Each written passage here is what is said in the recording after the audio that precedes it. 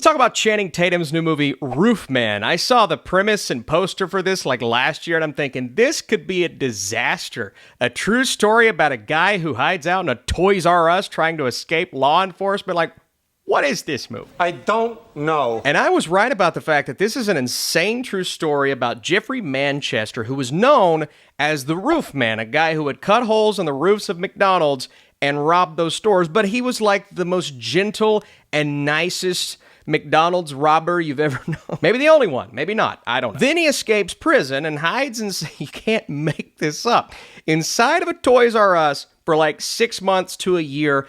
And while he's trying to stay away from everything and keep his head down out of the madness, he starts to form a relationship with one of the employees and gets involved with that family and that church. And it becomes a very heartwarming, personal story with laughs. You can't help but to smile along the way. But at the same time, you know where this is inevitably heading, especially if you know the true story. But as someone who didn't know the true story, I'm like, oh, this is not going to end well. And so it's one of those movies you can't help but to feel yourself getting invested in this guy's story, partially because Channing Tatum is so wonderful in this movie. I mean, one of my favorite performances of his. He was charming, charismatic, but you also know what he's capable of, even though, again, he's like the nicest guy. I am so confused. Just had some unfortunate things happen to him. He wants to buy his daughter a bicycle. Come on.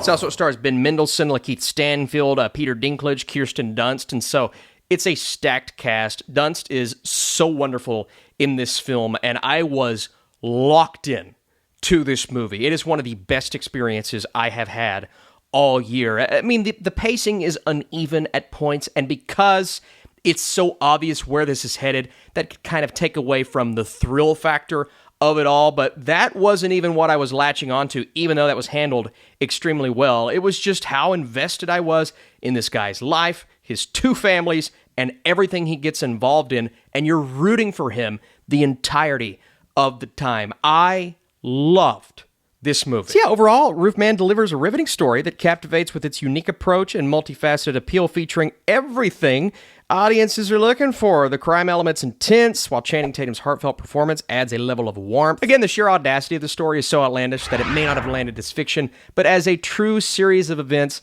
this one will capture your attention from start to finish. It did mine, one of my bigger surprises of the year, and one of my favorite movies of the year. Well, well, well.